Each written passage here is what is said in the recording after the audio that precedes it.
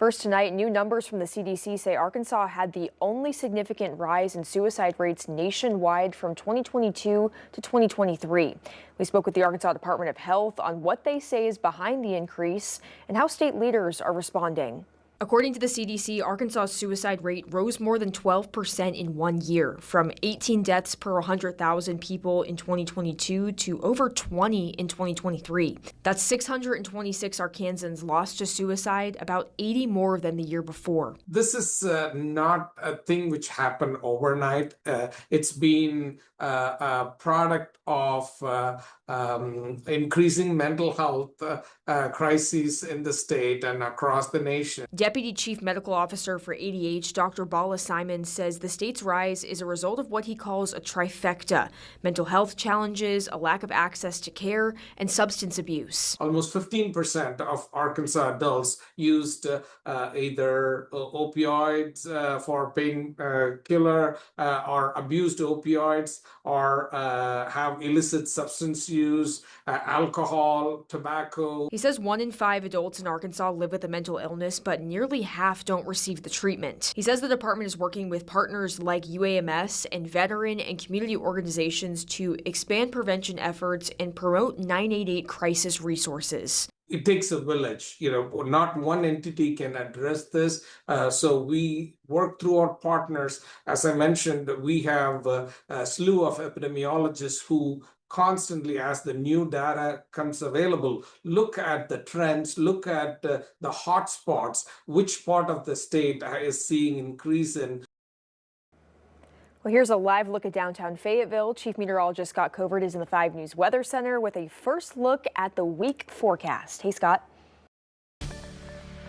Well, I sure hope you had a good weekend. Let's look ahead to our weather forecast for this week. Honestly, much of the same. We're going to be well above normal in terms of temperatures with mostly dry conditions. I do have a slight chance of a spotty shower tomorrow. Otherwise, mostly cloudy skies, waking up in the 60s, already in the upper 70s by lunchtime. We'll still be in those upper 70s by 5 o'clock come tomorrow evening. In the River Valley, we'll have a little bit more in the way of some sunshine throughout the day, 82 by lunchtime. So it's warming up quickly out there, mid to upper 80s for afternoon high temperatures.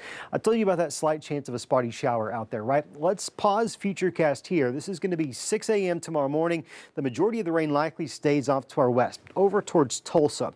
But by, let's say, the lunch hour, 1 or 2 of these spotty showers may try to skirt parts of northwest Arkansas.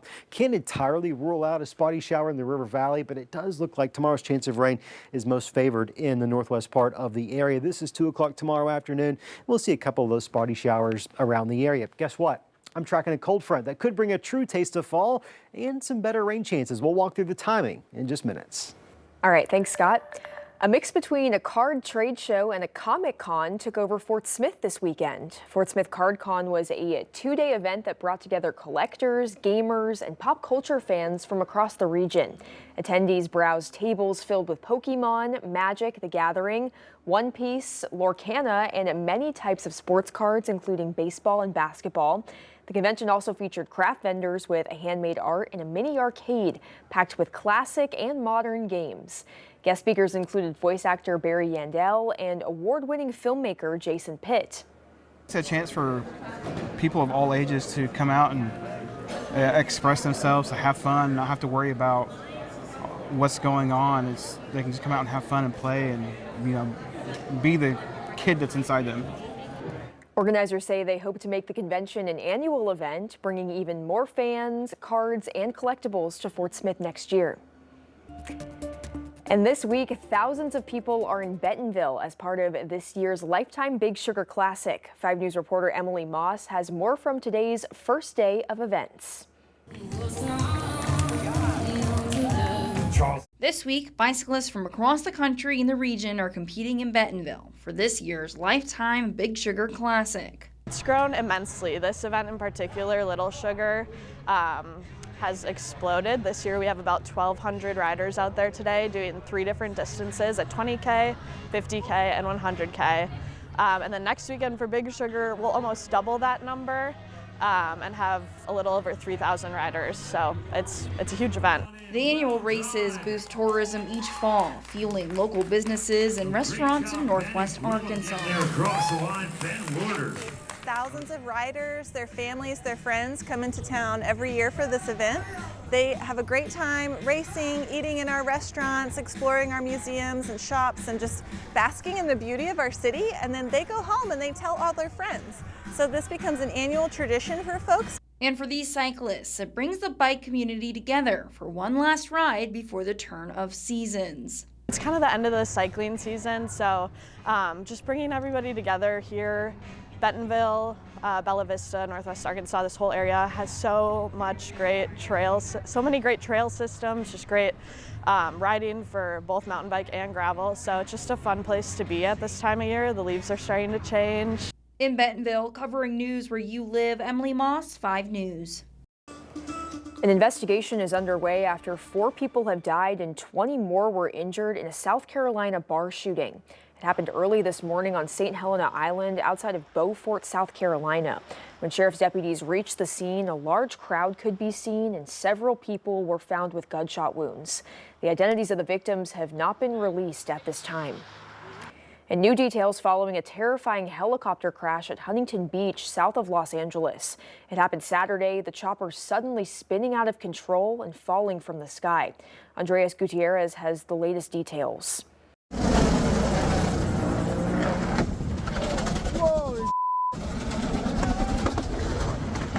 Oh my God.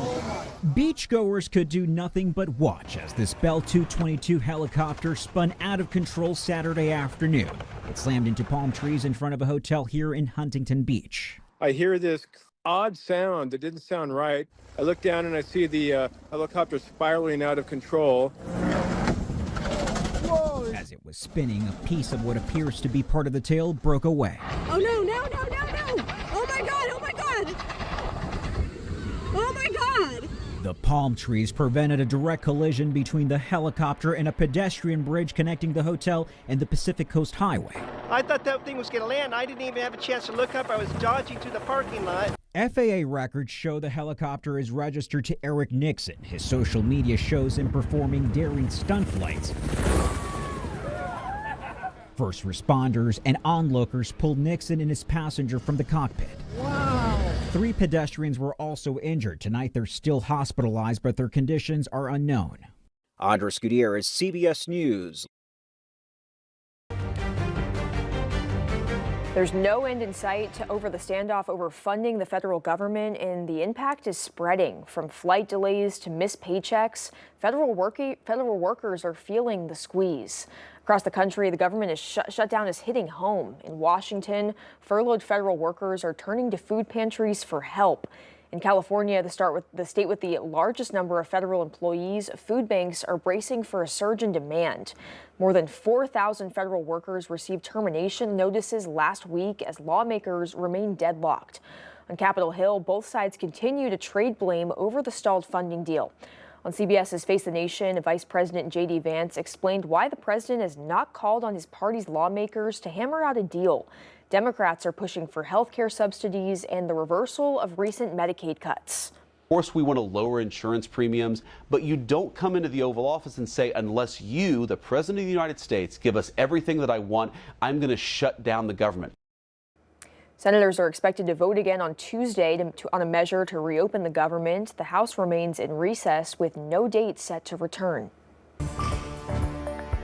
Well, President Trump is headed to Israel and Egypt in what he's describing as a very special event. This comes as the remaining Israeli hostages are expected to be released Monday, as the president prepares to address the Israeli parliament. Terry Small has the latest. President Trump is set to depart for Israel and Egypt as the ceasefire holds ahead of the release of Israeli hostages. On Sunday, a spokesperson for the Israeli government said remaining hostages are expected to be released early Monday as a group. We are expecting all 20 of our living hostages to be released together at one time to the Red Cross. But Hamas is struggling to meet the Monday deadline to return the remains of the deceased hostages. We are looking forward anxiously to seeing our hostages back home tomorrow, the latest, and see all the hostages, including the hostages who are not alive anymore. On Sunday, the president of Israel praised President Trump for his role in facilitating a peace agreement. President Trump will be received by masses of Israelis, by the nation of Israel, in gratitude. President Trump will address the Israeli parliament on Monday before traveling on to Egypt, where he's expected to meet with Egypt's president and leaders from more than 20 countries to discuss peace in Gaza and the Middle East. This is a very special event. They had 500,000 people yesterday and today in Israel, and also the Muslim and Arab countries are all cheering. Everybody's cheering at one time. That's never happened before. On Sunday, 8 trucks departed from Egypt for Gaza in a bid to address what humanitarian aid workers have called a famine.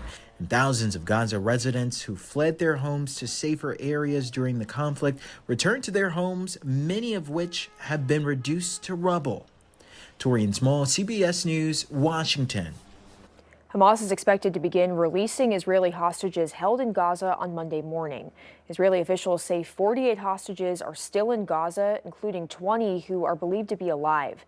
As part of the deal outlined by President Trump, Israel will release nearly 2,000 Palestinian prisoners in exchange for the Israeli hostages.